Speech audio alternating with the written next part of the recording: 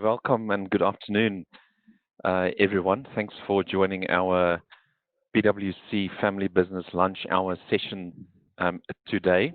This is our fifth session in a series of six, and we are today going to talk about succession and family governance. And I'm pretty sure that all of you that are in family businesses know how important these two topics are. My name is Schalk Barnard. I'm the PwC Africa Family Business Leader, and I'm joined today by my colleague Andrea Benkenstein from our Family Business Center of Excellence. Also joining us today on our panel is Dr. Edo Heyns, who holds a PhD in Business Management with a focus on family business. He will be our academic today, and we are also joined by Fanie van der Merwe, who is the CEO of Boplaas Landgoed or Estate 1743. And I want you to focus on that number, 1743, because that is when this family business started. So the Boplaas family business has been in existence since then, and if my math is correct, I think that's about 277 years. So, what a fantastic achievement, and we are really honored to have Fanie with us today, and really looking forward to his insights and the story of how the van der Merwe family has been so successful in being involved in the business for all that long. When we did our prep session for today, we set aside an hour, and just hearing from both Edo and Fanie, that hour went by pretty quickly, and I'm pretty sure today is going to be the same. One of the things that Fanie mentioned during that session that stuck with me is what they strive for as a family, which can be summed up as what we inherited from our forefathers. We are borrowing from our children. Isn't that fantastic? And I'm pretty sure that it's that ethos that have stood that family the test of time for the last 277 years.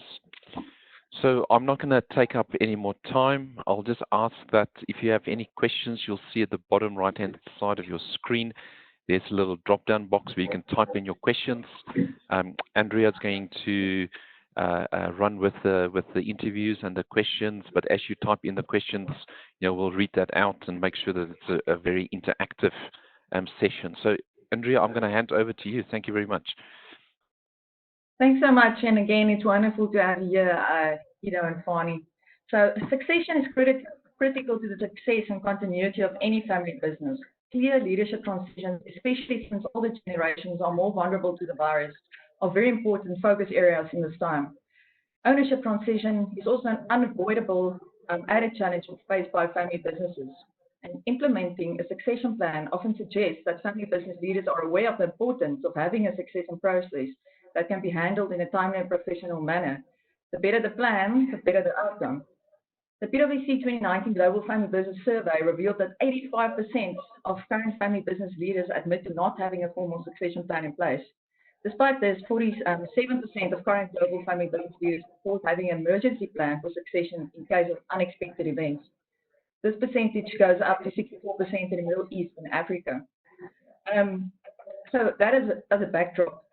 Let me check in with Fanie and Edo. So, Fanie, can you please tell us a bit more about your business family and your journey so far, so pre-COVID and COVID? Thanks, Andrea. Nice joining you all. I suppose I'm talking to a much younger generation than I am, but lessons to be learned. I love the words about succession as a process. I think a lot of us know that it must be a plan, but it must be a process as well. So as far as our family is concerned, we started in 1743. At the moment, the 10th generation is taking over from myself, who is the 9th generation. So they've started in the Kowa Bokkerveld near Ceres in the Western Cape. And they were, at that stage, mostly sheep and wheat farmers. And I think about 110, 15 years ago, the first apples and pears were planted in the Kowa Bokkerveld. And I think with that starting there, the whole thing about farming as a business and not just running a farm was taken place. So that's about 3 generations ago. So I think the main thing about the continuity of about the family business is to run this relay that you are part of as a generation, and do your best for the time that you're doing it, and then handing over the stick to the next generation. So my forefathers, I think, do that in a most appropriate way. And as the things develop and as the business grow, we started to look at the succession plan and focusing on it and recap it every second year and looking into it. So I think that's very important to have your fingers on and do it properly. No, very true. So your current role in the business is CEO. So how were you selected and when did you join? Yeah, that's an interesting story. We first started, me and my brother, we were together for about 28 years. So we first started just myself and him being the business, taking over from my father. He had 2 sons and myself, 4 sons, and at that stage they were very small. So yeah, I think I elected myself because I put up my hand and I'm the oldest son or whatever. So this responsibility kicked in. So I think that's the way that we've started way back. Right or wrong, I don't know, but it worked for us for about 28 years. So we split it in 2011. He's going on his own and myself in my business. And so my sons joined, the last one about 4 years ago. And they are all now in the business. And yeah, I was carrying on this the CEO role for up to now. But we are looking into myself into retiring next year as the CEO of the company, and there will be a whole process in applying for a new CEO for Boplaas 1743. Sure. So anyone on the call, if you are interested, there's a position opening up. So, Fanie, how did you handle the succession process in your family, or did it happen naturally? Yeah, well, I think that first of all, you have to put your cap on as that you are running a business. It's not a family gathering or whatever, or a happy place to be all the way. So first of all, it's a business. You have to run it strictly as good business and with good business practices. So, getting the youngsters into the business, and you guys that know me, I'm a policy man, so there's a policy for everything. So I have a policy for entering the business. But beforehand, you must sort yourself out. Would you like to join it as a worker, as an employer, or do you just want to join it as a family member? And that's 2 different caps that you have to put on your head. Yeah, so there's a lot of small stuff that's been sorted out to get involved into the business. So do you see a natural leader from your sons, or that you think can take over, or is it all still in discussion? No, I think it's a difficult question for a father to ask. Perhaps you have to ask their mother. Their mother is the CEO of the company, the chief emotional officer. So perhaps we can ask her, but yeah, I think it's a tough question because the youngest one is 25 years of age and the eldest is 33 years. So as life goes on, they develop in certain ways and means. And that's why we, as a family, decided to use the Gallup Strength Finder to just look into everybody's strengths and develop their strengths in the business and in the family as well. So naturally, and I think all the other people that's listening that has been involved in family business, naturally the eldest son or the daughter is taking over. I think in Boplaas 1743, we have to decide which is best for the company. And if that's a person from outside, they are fine with it because we discussed it around the table, and there's no problem for them if it's it must be the right person doing the job.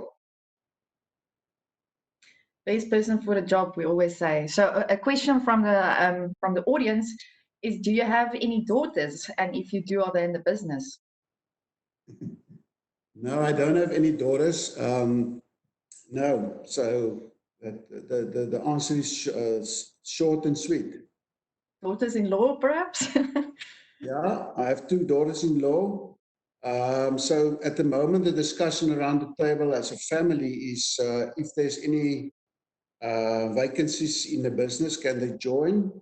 So that's a little bit of a difficult one. I know a lot of family businesses that only said let the daughters-in-law do their own thing and don't join the business. It's a nice place for conflict to start.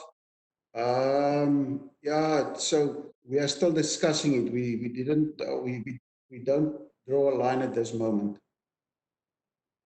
Okay, that's good. So it's still open.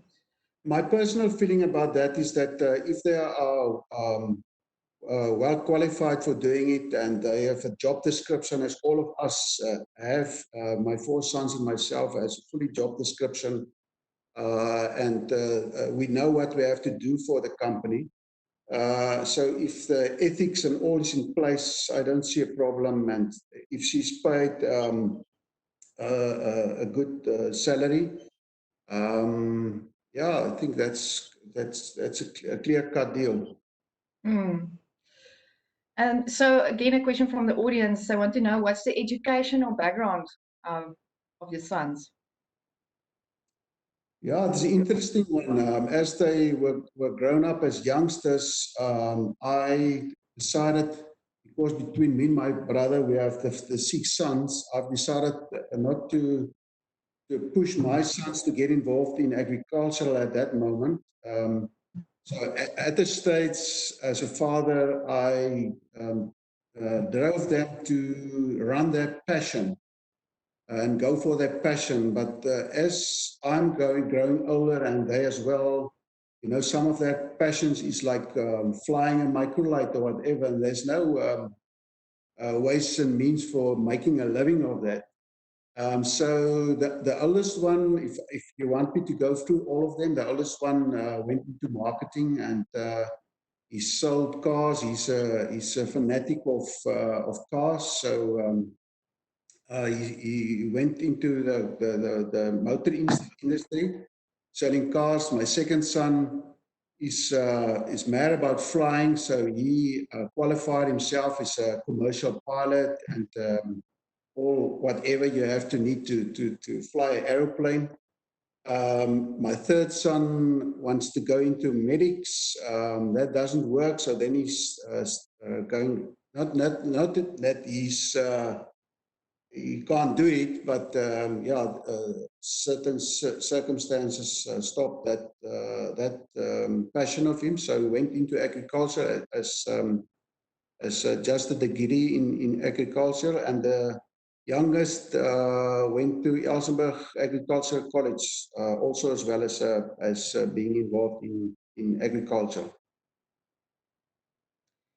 Then another interesting question from the audience is, how do you resolve conflict in family? And I think, Edo, there you can definitely also come in, as your dissertation also focused on it.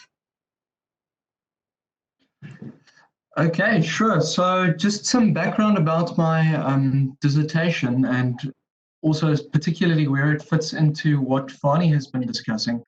I specifically looked at the moderating role of family influence on the relationship between conflict and innovation.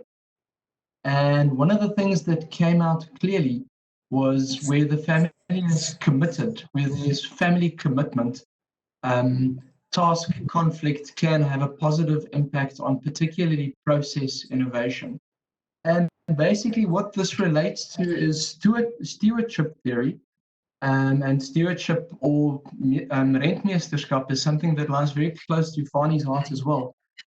And essentially what it means is where there's higher commitment, families don't necessarily have to resolve the conflict, but it can have a positive impact on the way that tasks are handled, because decisions are made with different input from different family members, decisions are properly considered, and essentially conflict doesn't only have a negative impact on the family, and that specifically relates to task conflict. What is specifically interesting here, and especially in terms of Fanie's business, where businesses have a long-term orientation, where they are thinking beyond the current horizon, where they're thinking for the next, where they're thinking about the next generation and the opportunities that the business may hold for the next generation. It certainly has a positive impact on innovation, even if there is a measure of task conflict within the business.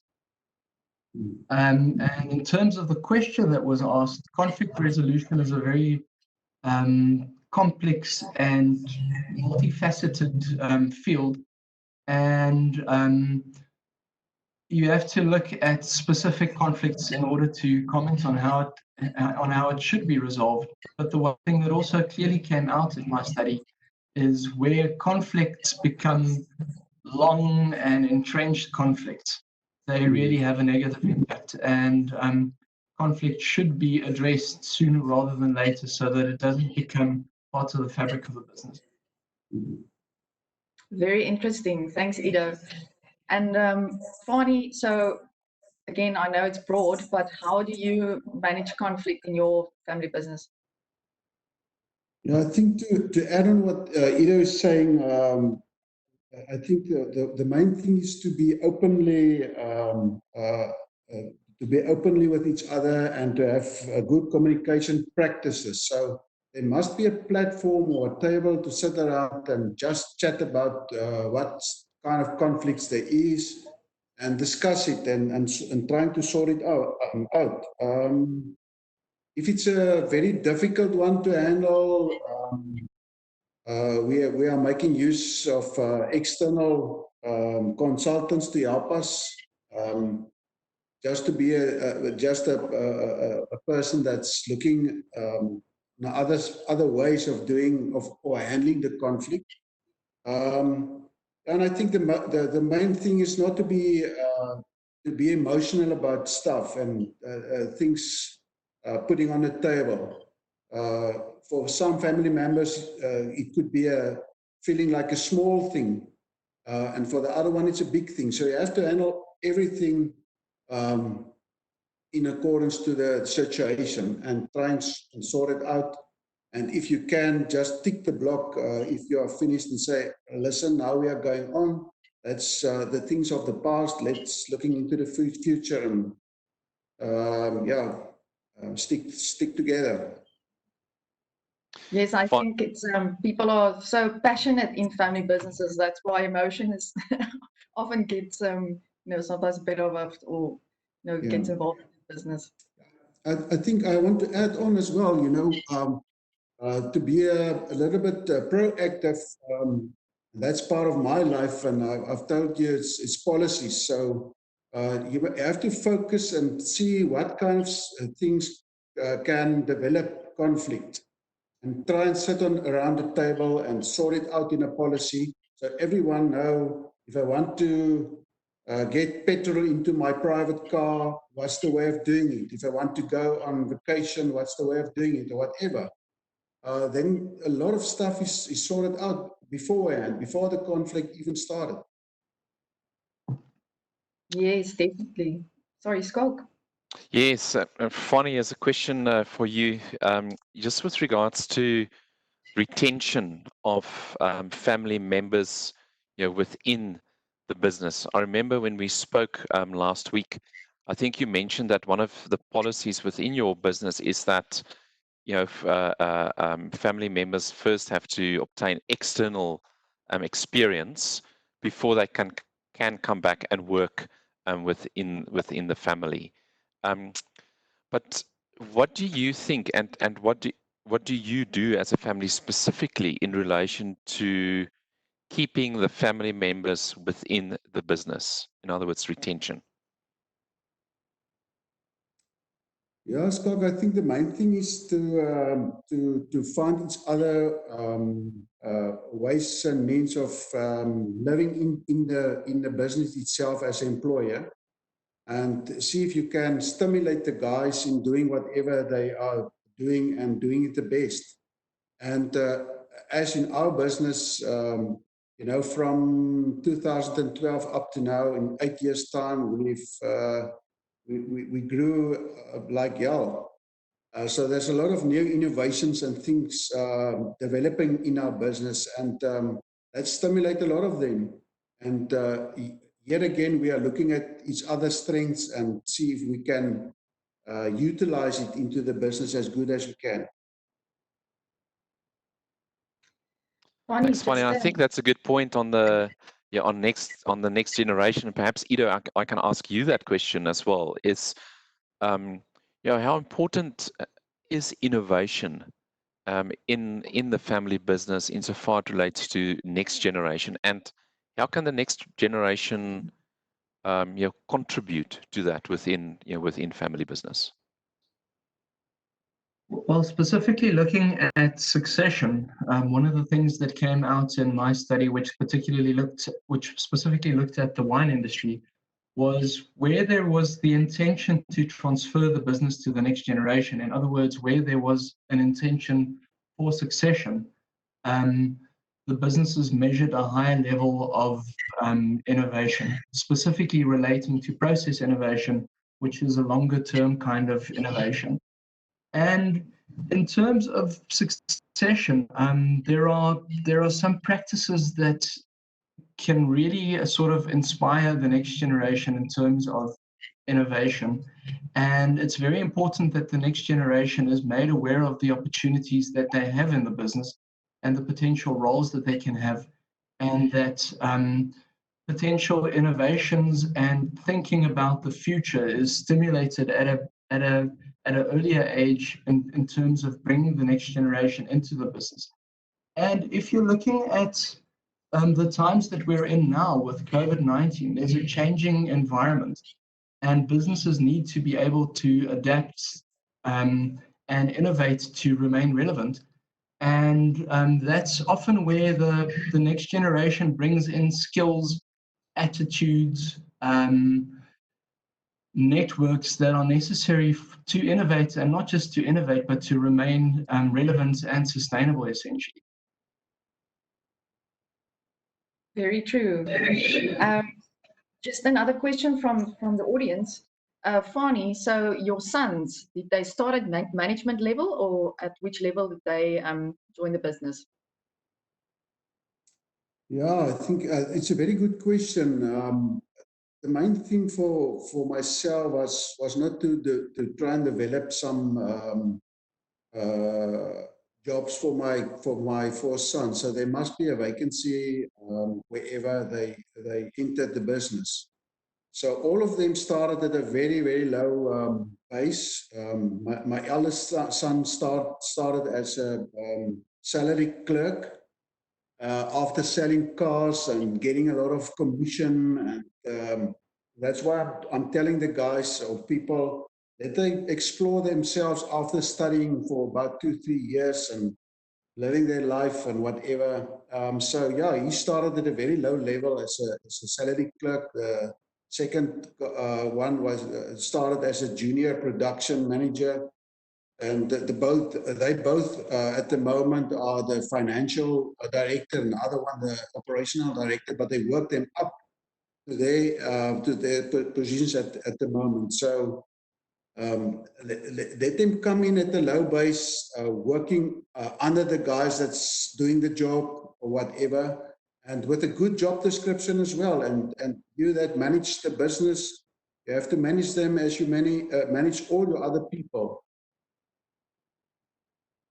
Very true. Another question, and this is, we're going to start touching on family governance tools. So you get a broad range. So from a family constitution to formal family meetings, having family council, or using external consultants to manage family issues. So I'm aware that you have a family constitution. So how did you go about creating it?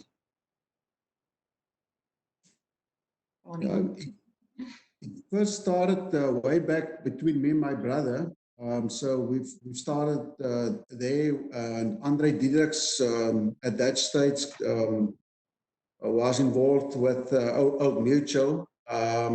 So we sit around the table and doing the constitution as well as the succession plans as well. So yeah, you have just to sit around the table and doing it from top to bottom out and discuss the stuff and put it into policy when you're finished, and revisit it yearly if you can. So what is the type of content that was included in the constitution? I think Edo must help us there.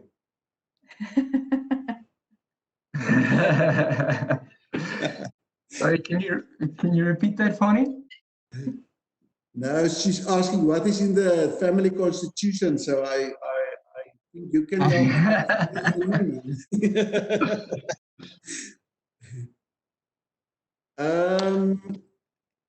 Edo, would you like to comment on it? Andrea, that's your specialization. I think you should expand a little bit. We're passing this all around the panel. So it was a question from the audience. So we actually, when we assist family businesses in writing family constitutions, we call it the 6 rooms of the house. So each room we stand still on and focus on. So the first topic is membership. So focusing on who do you see as forms part of the family business. There you go into a lot of depth. For instance, spouses, same-sex marriages, do include them, stepchildren, adopted children.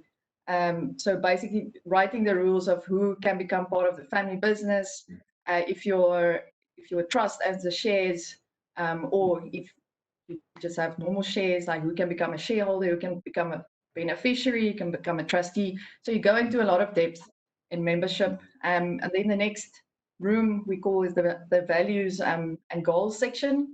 So what's the family goals? What's the business goals? Are they aligned? What's the vision of the company, mission statements? Where are you going as a family business? And the third one is the owner business model.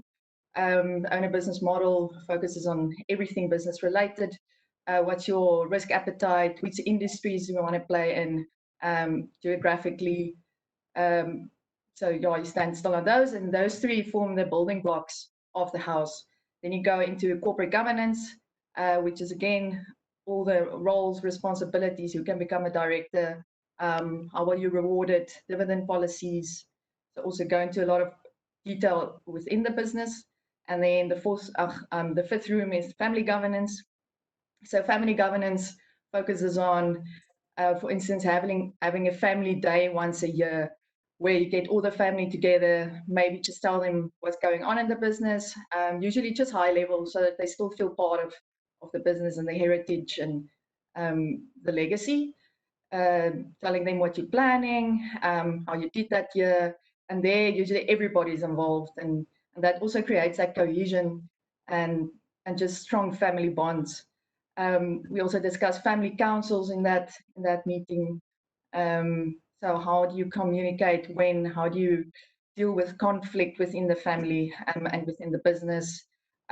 Something like a social media policy. So some of the business obviously are very big and very large, and with us living in a digital world, what may and what can you share on Facebook, on Twitter, on LinkedIn, on Instagram? What happens if there's substance abuse? So you also go into a lot of detail in that room. And then the final room is roles and responsibilities, because sometimes we see some people on certain roles where they're maybe not happy or they're not passionate about that role. But after unpacking everything and having open discussions and transparent discussions within the family through all these workshops, you usually see, oh, that's one puts up his hand for this, or when we touch on diversification and whether you should maybe start a different business and put it under the family business umbrella, maybe that's a good route to follow. And then you turn more into a business family, which is also a very, very important point. It shouldn't always be family business, but a business family, because people have different skills and different passions. So that's a bit of a long answer to a short question. But yeah, you go into a lot of detail, and it's basically just to talk about the conflict before it happens, when you're still a happy family and not when you're on the edge of divorce. Thanks, Andrea. I want to bring Edo in, and there's a question that has just come up, and it's about socio-emotional wealth, Edo, and how family businesses, use that as a competitive advantage. I remember we spoke about that a bit last week as well. So can you maybe just elaborate on that, socio-emotional wealth in family businesses, and why it is so important to understand what that is and to leverage that?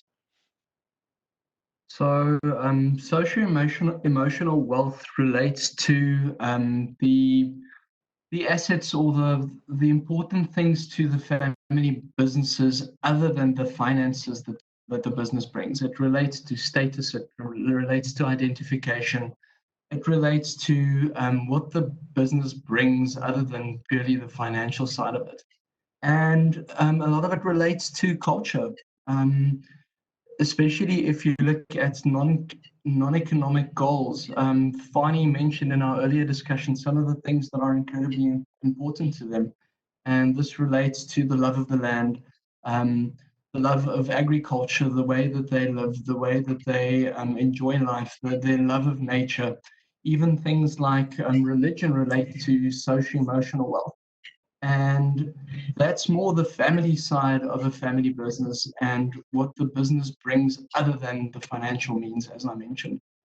And it's a lens through which several things that relate to family businesses can be evaluated.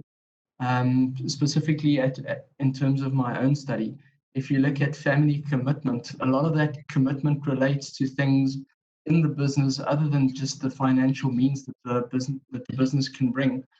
And the role of philanthropy, for instance, and the role of providing jobs for the next generation, the jobs for the community, the impact that the business can have on the community.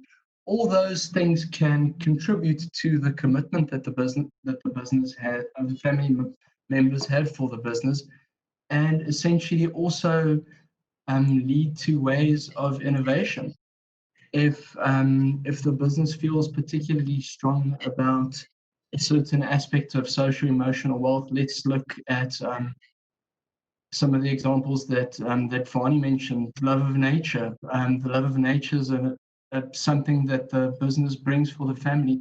That can be used to create a new stream of business for the business by, for instance, bringing in an ecotourism aspect to the business, and therefore bringing in some of the passions of the family members that are not necessarily part of the current business. So it relates to non-economic goals, and this has a very, very important role in the succession of the business, but also in the innovation and way forward in terms of innovation and succession in the business. Thank you, Edo. I'm just going to open another poll. And we have the questions are flowing in very quickly. So, Fanie, another question to you. So, are your sons, how do they get remunerated? Do they get paid according to their job, or do they get paid the same? And then do they also get additional funding by the family trust? Yeah, well, remuneration is job related, so they paid what everybody else would pay in that position, first of all, and then there's a lot of other things that's running around it. Where do they live? Are they living in a big house or a smaller house or whatever? So there's a lot of other things that you have to sort out as well. But for starters, you pay the guy that's what the job gives him. So that's the first thing. And then as a family member, he could be he can get some dividends if and some profit sharing as well. Because we are doing profit sharing with all our people that's working for us permanently on our working for us, and they are included with that group as well. So yeah, I hope I answered the question the right way. Yes, 100%. Has there ever been any conflict with regards to remuneration in the family? No, not at the moment. As I told you, and I'm telling that to the four sons every day. The youngest joined the company about 4 years ago. So in my view, we are still in a honeymoon phase with this marriage. So I think that's going to be coming up in about 5 or 6 years' time. But for the moment, there's no problem. I think the main thing is for the youngest one to develop as a financial director, for instance. And this eldest brother is already sitting there. There's no way that we can handle, say, then two of them there. And that's why you have to be innovative in your business strategy and plans forward. And I've write the thing down, and that's structure, follow strategy. So you have to, first of all, put your strategy in place, and then you can structure your whole whatever is needed to get there. And if we put that cap on, there will be, for sure, there will be opportunities for the other guys to develop as well. Very interesting. I hope that answered the question for the audience. Then just another interesting question. Does your family have exit options in the future? Yeah, for sure. I think there's two ways looking at it. The one is as an employer, so you can just resign. And there's a way of doing that as well, because some of them are in high positions, so you can't just put in your resignation and in a month's time leave the business. So in some of the higher positions, there's about 6 months to a year exit way of exiting.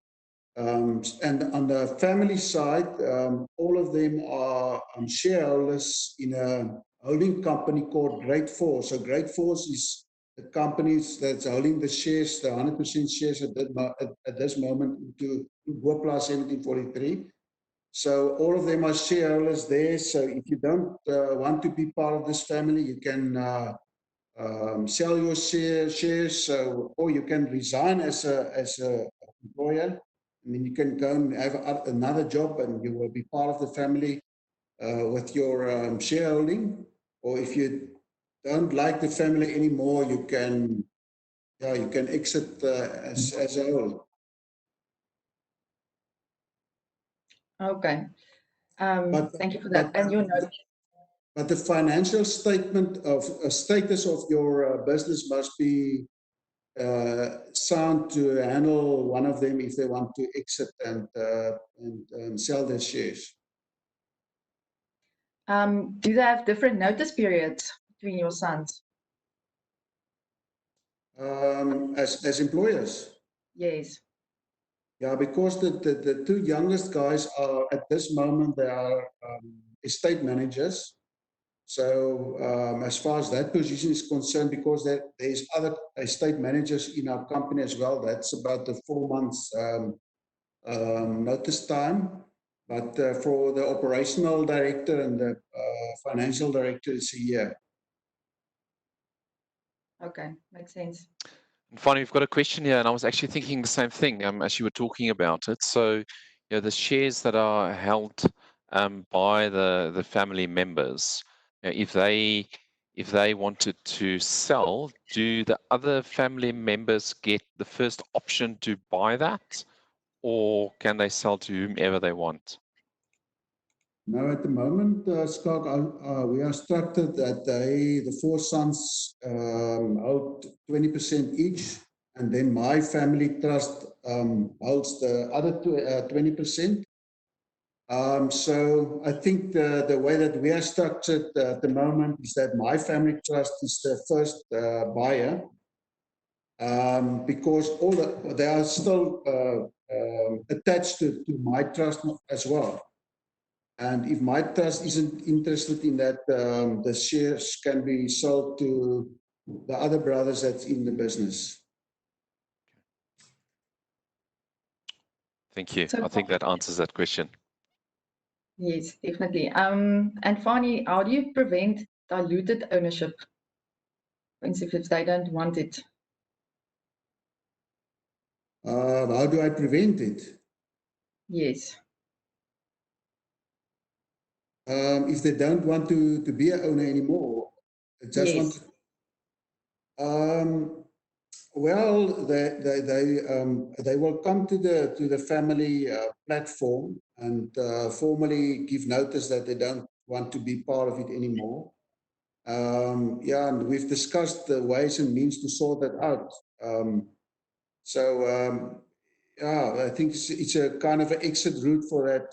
As we spoke, you have to sell your shares, or for that moment, if the company is not sound enough, you just resign as a employer, and then you go your own way. And yeah, that's the way of thinking and doing. So when we look at how CEOs are distributed along different cohorts and the situation in terms of personal retirement plan, we see that millennial family business leaders plan to retire before their 50th birthday, while the silent generation, the baby boomers, plan to retire at 6 years of age. So this suggests that millennial family business leaders plan to retire earlier than the CEOs belong to older demographic cohorts, as they might be more oriented towards a different lifestyle than previous generations and place more importance on work-life balance. So can you tell us a bit more about your retirement plan for family and non-family members? Yeah, it's a good one. I think age is just a number for starters. So it's more than what can I give the business. I've seen guys that's 65 years of age and still going strong, and his inputs is going, it's good. And then I've seen guys 55 years of age and struggling to get out of bed in the morning or whatever. So but I think we have to be open about it. And the way I see it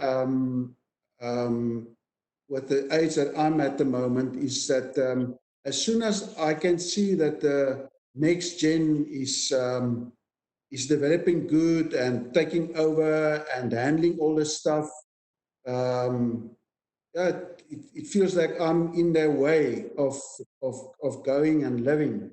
As for instance, my oldest son is 33 years of age. Yeah, let him develop and explore and whatever. And the same for the other 3 brothers as well. So then I can position myself a little bit away from the nitty-gritty of every day and be a mentor and a coach for them and ear and whatever they want me to be. But that's a difficult one for the generation that's exiting the business. It's just to get that in your head to give this relay stick to the next generation. Not leaving them in the open for the lions to eat, but to support them in other way. So just adding on to that, so what's your mentorship approach towards the next gen? Well, I think it's in my instance, I hear people say that I'm a good mentor. So I think I don't think everybody's a good mentor as a father for sons. Yeah. So, but in my instance, the way is to have time for them, listen what they want, listen the way they talk to each other. Yeah, and have as a coach looking over them and see if they are playing the game the right way, sticks to the rules and to the policies that we developed over years. Yeah, and give them the full way of running the business. And do you think that COVID-19 will trigger transitions if you think about businesses broadly, family businesses? Or that like the way families allocate their time and their money to the task they have?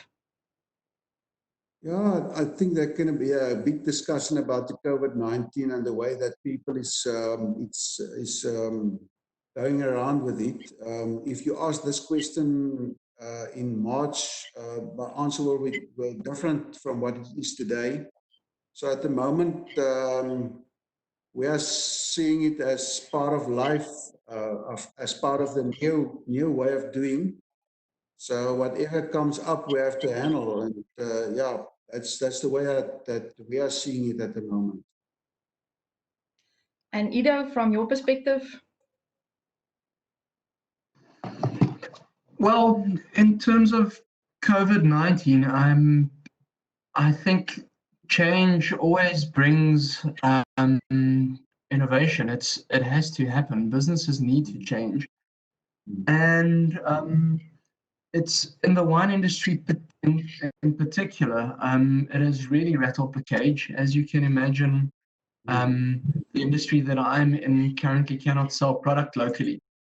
So we've seen many trends in terms of some of the businesses changing their business model completely. Some of them going bankrupt, and some of them really making the best of this opportunity to do something extraordinary.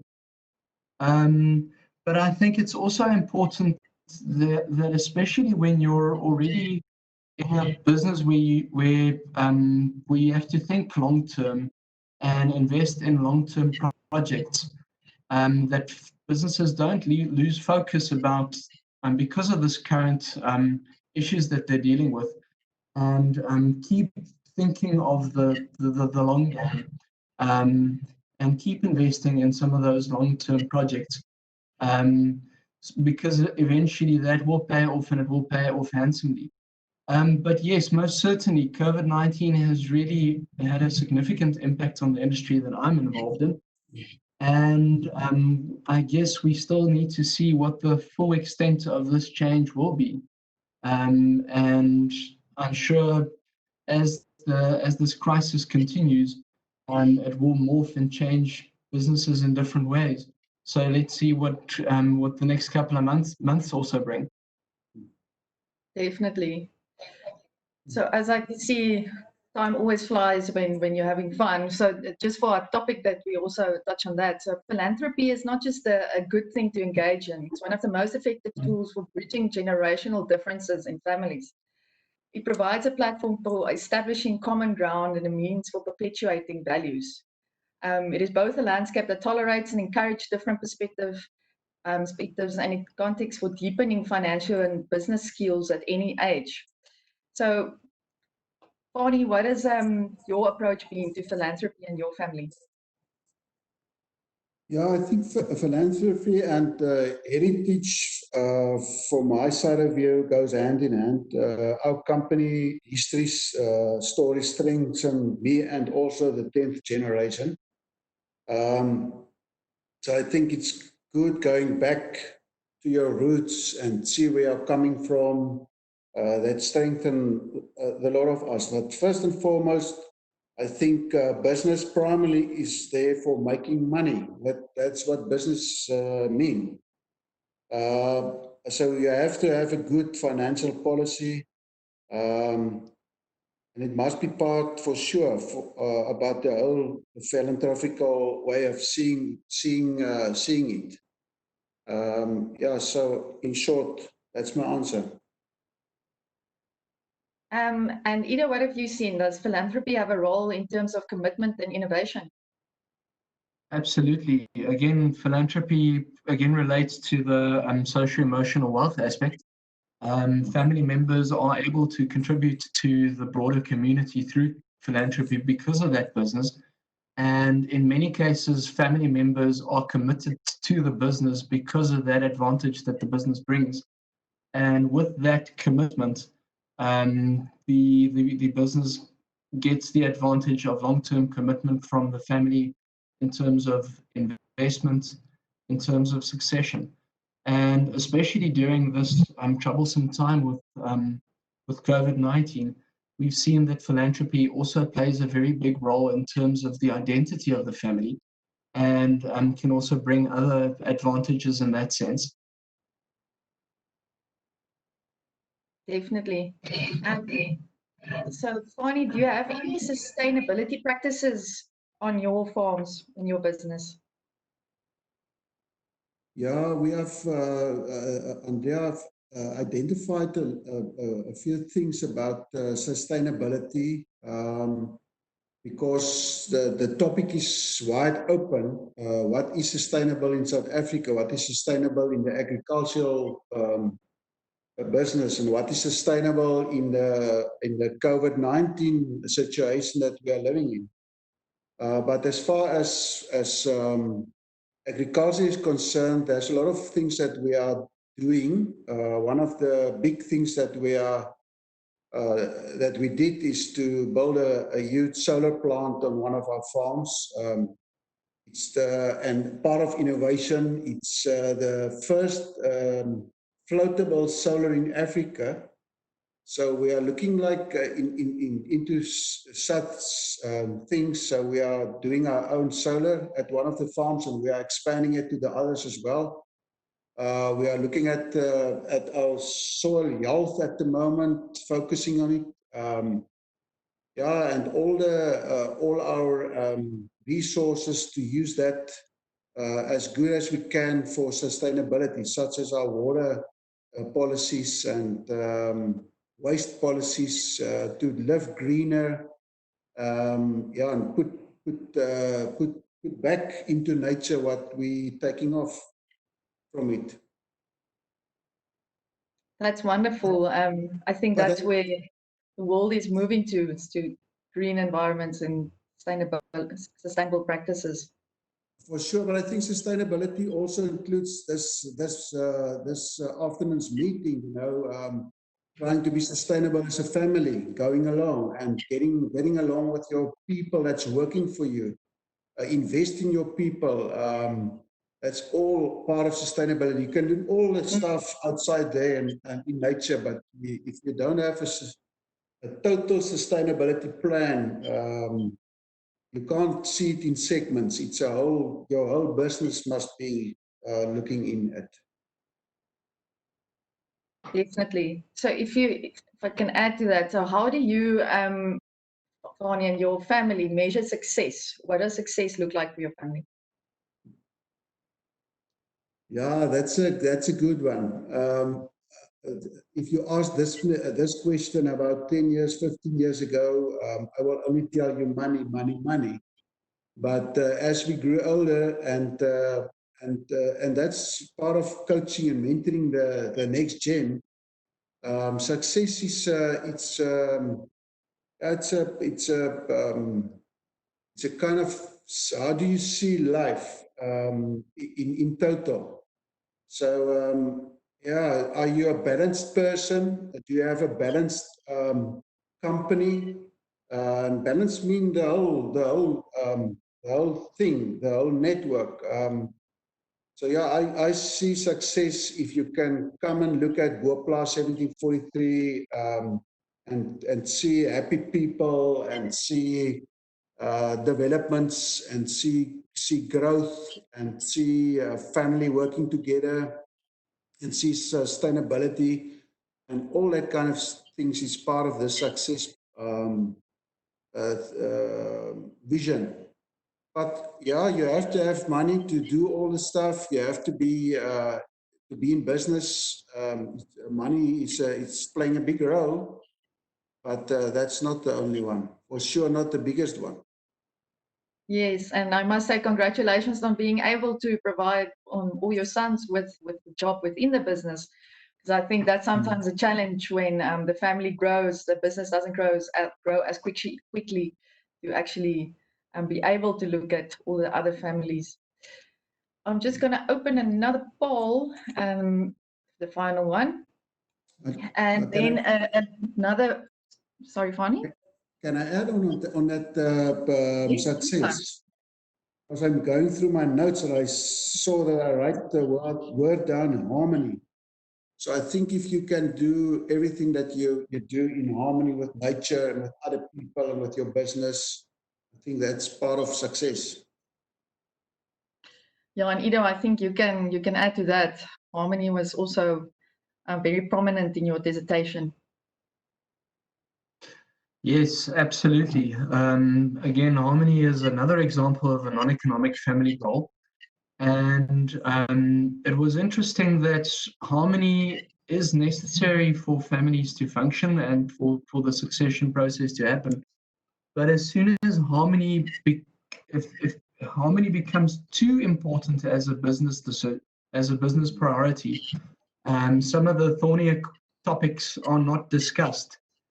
And because of the intention to maintain harmony, some of the things are not dealt with. So harmony can also have a side that can have a negative impact on innovation in particular.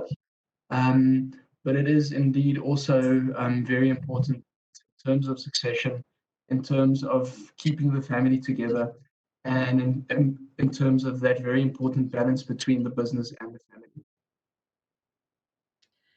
Then the last question, which is interesting to Fanie. What is your opinion on land ownership, and are you buying more land and expanding? Yeah, it's a good question. At the moment, we've bought this farm that I'm sitting on at the moment in 2016. So that was our last transaction.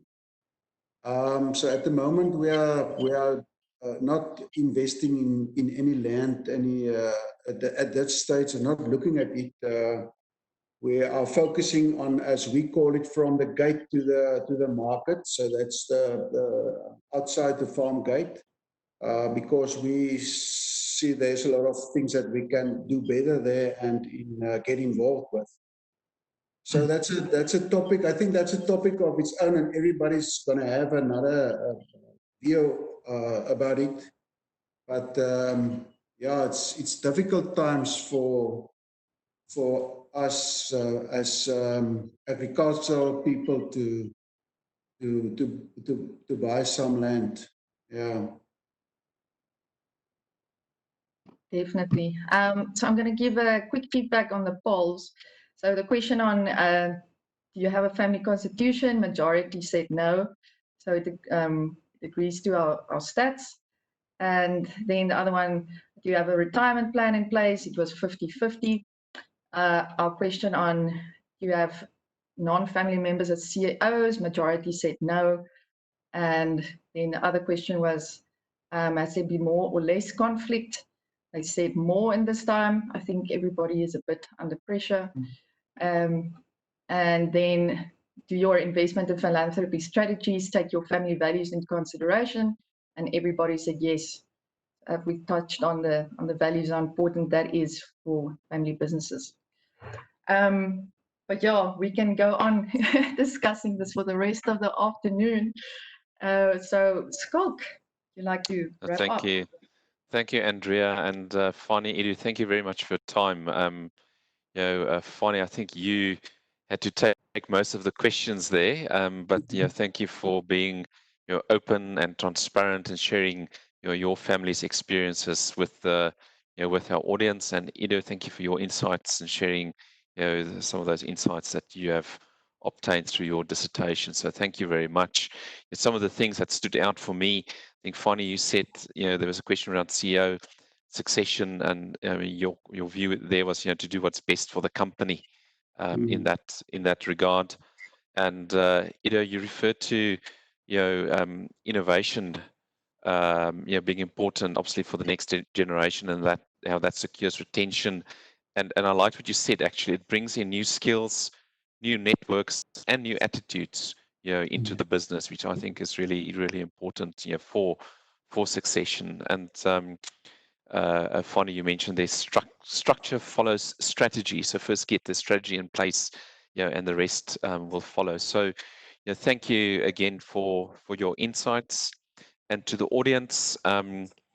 In 2 weeks' time, we will have our last session in this series, where we will be actually talking to a business that had to change its business model through this pandemic period, and by doing that, they were able to keep all their staff, and they didn't have to make anyone redundant, which is a fantastic story. So we're really looking forward to that.